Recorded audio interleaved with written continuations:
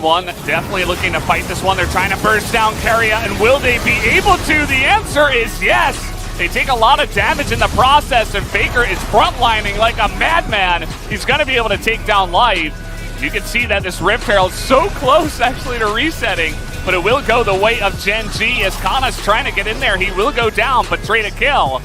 As Faker's still full health and a huge menace, they want to pick up as many kills as possible. BDD still has that ultimate available, and he will be able to get over the wall. But maybe not the same to be said here for Ruler and Klid, as they are just hunting them under the turrets. Cuz gets pretty low. The Shuriken is going to miss. And Cuz is just running into him, trying to get the bait off, and he will. Baits them both back in and will survive, as now the Shock Blast comes in. TP coming out from Rascal as he's trying to help out his team. The fights never end here. T1, they're still looking for more. They're gonna keep going? Yeah. Carry us back? You might as well. I mean, the health bars are full, and they're gonna be able to get more as life goes down. Cuz is gonna be totally fine. Teleport is coming through. Let's see how T1 gets out of this one. All right, well, Faker, he's the veteran. He's the big brother. He's gonna sacrifice his life to get his teammates out of there, and he's not even gonna die because we have action on the bottom side. And now is where the real pain will begin. We've got teleport coming in, and Zeus is about to bop some heads. Faker now, 3-man haymaker, just able to get on in there and break some faces. And, well, this is just a rout. Everybody's running away. Where you going, Hoya? Look at that wall. He can't even run to the right. Yeah. And Showmaker level 13 just begins the machine gun rise plays. Ghost arrow. Okay, trying to get on in there, but here comes Faker, and look at that Emperor's Divide. He gets 3, and this is the team fight T1 we're looking for. This is what we have been talking about, as the damage is not enough to take out Showmaker. Somehow he gets out of there, as the Gwen is going insane. I'm not sure, Domlin, you want to take this fight. You see a little bit of a flank attempt, perhaps, from Keria. As the ward does come in, he has jumped into the pit, actually, has Keria. As now he will go in, they're looking to get it. That is a massive ultimate that comes out from Faker and separates the entire team of DRX, but you still have both of the carries from DRX alive here on the right side. They're going to be able to chip down onto Zeus, and it looks like the... Down on gold. Well, they're keeping the tempo, again, alive here. Don't want to give T1 too Drake. Oh, Keria, but instant flash comes in from Deft. And the Chains of Corruption, and Keria, he's just... On the wrong side of this fight. He's going the wrong way. He's like, oh, I thought we were blue side. We were blue side for 4 games, and now Owners super deep in there, and the damage comes out from Willer, and this gigantic Viego is on the chase. He's looking for more. We got Mr. 200 Years on the opposite side. Gumayusi trying to make it go, but Vista gets it going, and Faker is trying to 1v4 now, and he will be able to. He's creating the front line for Gumayusi on the Aphelios, and he's going to keep this fight alive. So if he's just barely going to get out of here, it looks like Faker still doesn't have his dash. He'll have it. There it is. Yep. And no dissonance, no mana here. He's got a Crab Rave, but he doesn't have a life anymore. Faker takes it. And this. And you can see the lack of range means that they have no wave clear. They have a Diana. Like, what are you going to do? Khan can't get close to that. And here we go. Just the two of them bounced against the wall like stuffed animals, and down they go alongside of the resources on the bottom side of the map. Rascal just ends up getting pummeled by this Kana, who's had something great for breakfast, I guess. And like, Yeah.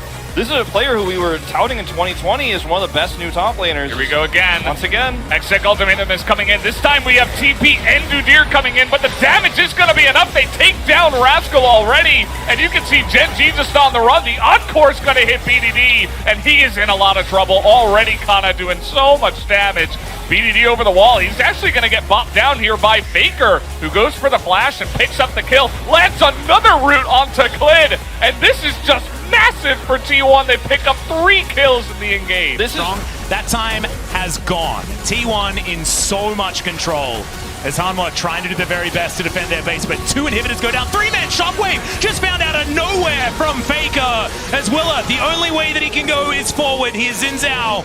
This kid has not changed. And T1, they're looking to end it all right here, right now, as Morgan very low as well. trying to defend that one Nexus turret. Visca being a feeling that maybe there's just going to be that flip as Dread. Okay, he's going to be able to take the Lantern out. Fly gets towards the side, but he has Distortion to get himself out of the way. Fishing now with these pillars as Canna diving forward, looking for a little bit more. You can see Leo getting dove on. Great kickback onto Canna, but look at the damage. Faker finally able to get in there. Immediately pops to Dread. Now trying to get out of the way, and it's Gumiyushi's turn to get the hard carry happening. This is going to be the ace, and T1...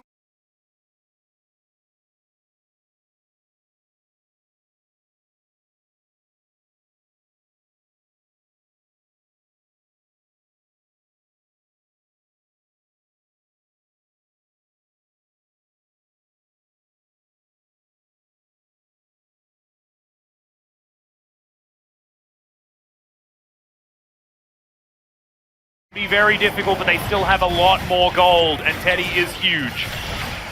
Can they do it is the question. They're trying to get these Winds of War in, and now the turn does come through. Teddy's a long way away from this fight as Kingin just getting fought, and they can't just split up and fight 1v1 like this. As Pyoshik comes in, Canna immediately goes golden. Another whiff shockwave as Cuz gets into that backline, and look at these health bars, they're so low as Carrier looks for the Justice Punch, doesn't quite find it. Exhaust is down, Bao is gonna get murdered. Faker through with the gold card. Absolutely fantastic stuff. And DRX, So the ball is there. Just way too many ultimates available for T1 though.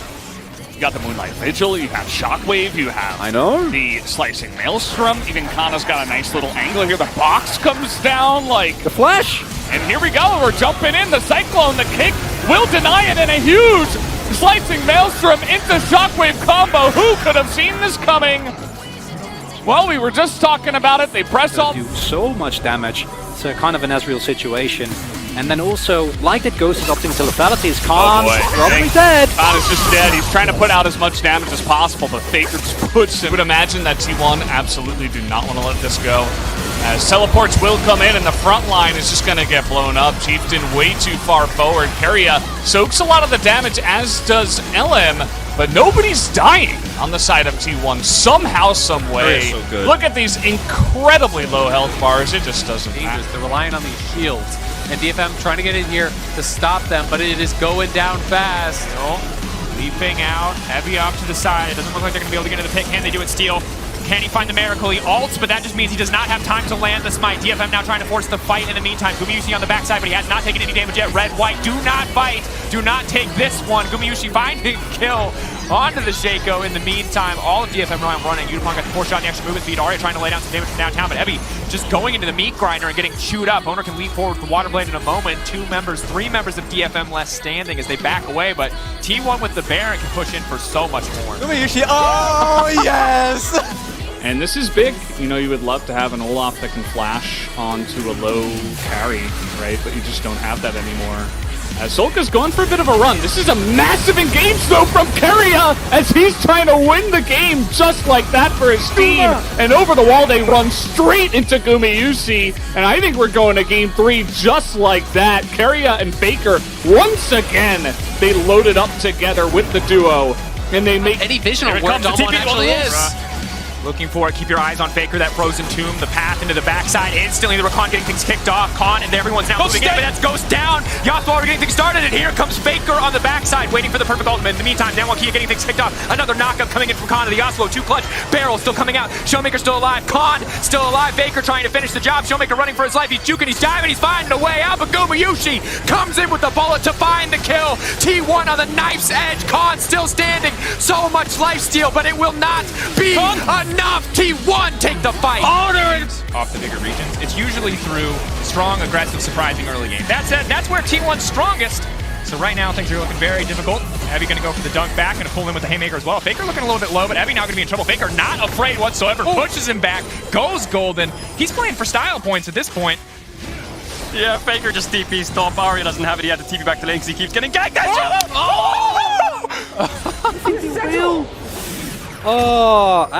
Yes, maybe? Looks like the charge win, but we do have a one-on-one up here on the top side. Khan is angry, and a couple of autos would do it, but Faker will survive, and he's got Canada to help him out. but here comes Showmaker. Keep in mind, he is a little bit out of the way though, but T1 not really able to land on a con until just now. That's going to buy a little bit of time with the blast plant, but now Showmaker looking for a bit more. He's got the kick, but Gwen is doing some insane damage. The kick comes in, and Faker gets his own kick and shuts down for 600 gold. Becca gets a huge knock up in the front line, and Keria already dies. Although the damage does come out here, but take a look at Teddy. He's so low, and he's just going to be burst down by the Lilia. Do they have the damage, though? Clutch is actually in that back line, and Faker stays alive for the entire time. All the other carries on the side of Rex do go down. Really nice stopwatch, though, from Pyosik staying alive. This is such a close fight, and Faker's going to take it down in the end with a double kill, as T1 will pick up the ace. Very deep teleport coming in here from Kana. He's so far away, they could just collapse on him. He's gonna go in, and the charm comes in. He gets the slicing maelstrom off, but it only catches the support. Faker, though, gets a massive Emperor's Divide straight onto the two carries of Hanwha Life, but it doesn't seem to matter. Willer is here, Morgan's here. They're trying to fight it back. The big flawless duet comes in, and Willer is getting the resets now somehow, but it's not gonna be enough, and Faker lives with just about 50 health.